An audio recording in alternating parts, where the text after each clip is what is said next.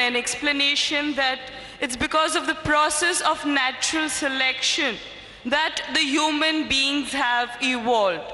Now seems to be in contradiction with the Islamic belief that we are the children of Adam alayhi salam.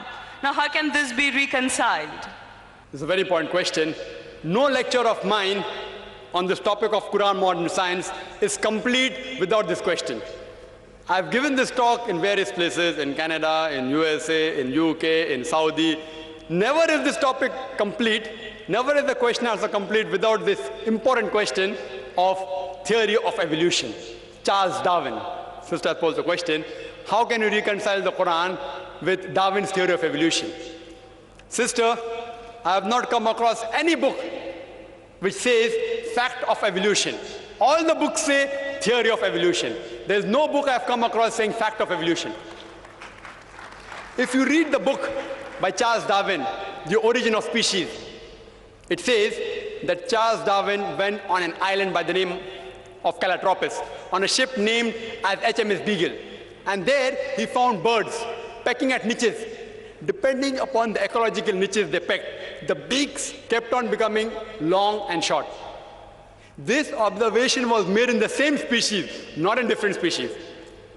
Charles Darwin wrote a letter to his friend Thomas Thompson in 1861 saying, I do not believe in natural selection, the word that you used. I don't believe in theory of evolution because I've got any proof. I only believe in it because it helps me in classification of embryology, in morphology, in rudimentary organs. Charles Darwin himself said that there were missing links. He didn't agree with it. He himself said that there were missing links. Therefore, if I have to insult someone, that if you were present at Darwin's time, this theory would have been proved right, trying to insinuate that he looks like an ape. It's a joke we make. The reason that this theory, in most parts of the world, it is taught as good as fact. You know why? Even I was in school, I learned about Darwin's theory. And even today they are taught. You know what the reason is, sister? The reason is because that if you analyze the church was against science previously. And you know the incidents that they sentenced Galileo to death. They sentenced Galileo to death. Why? Because he said certain statements in astronomy, etc., which went against the Bible, so they sentenced him to death, for which the Pope apologized now. So when Charles Darwin came up with a theory which goes against the Bible, they didn't want any sufficient proof. An enemy of my enemy is my friend. So all the scientists, most of them, they support the theory because it went against the Bible, not because it was true. They only supported it because it went against the Bible. All the stages were mentioned, sister. All the stages. Lucy, there were 4 hominids. Science tells us today there's 4 hominids. First is Lucy, along with its guide, the Australopithecus, which died about 3.5 million years, the Ice Age. Then next came the Homo sapiens, who died about 500,000 years ago. Then came the Neanderthal man, who died 100 to 40,000 years ago. Then came the 4th stage, the Cro-Magnon. There is no link at all between these stages. According to P.P. Grasse in 1971, who held the chair of evolutionary studies in Paris, in the Sorbonne University, he said, it is absurd. We cannot say who are ancestors based on fossils. I can give you a list of hundreds of scientists and Nobel Prize winners who speak against Darwin's theory. Hundreds. If you know of Sir Albert Georgi, who got the Nobel Prize for inventing the vitamin C, he wrote a book, The Crazy Ape and Man, against Darwin's theory. Again, if you read Sir Fred Hoyle's works, he wrote several works against Darwin's theory. If you know about Rupert Stalbert, this person wrote a new theory of evolution against Darwin's theory. It's unthinkable. We cannot think that we are created from the apes. If you know of Sir Frank Salisbury, he was a biologist. He said it is illogical to believe in Darwin's theory. If you know about Whitemead, Sir Whitemead, he wrote a book against Darwin's theory. He was also a biologist.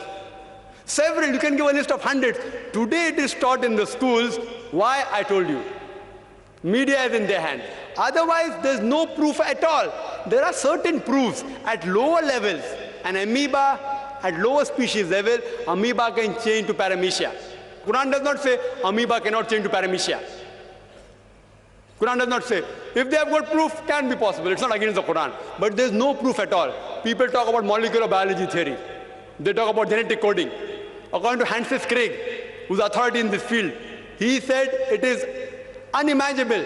Again, if you do that ratio, the probability of one DNA forming from ape to human being is again 0. If I start calculating, I think we'll get bored again. You know the calculation I told you for one protein molecule? It is somewhat similar from one DNA. It is not possible at all. You know, there's a theory recently that homosexuality is genetic.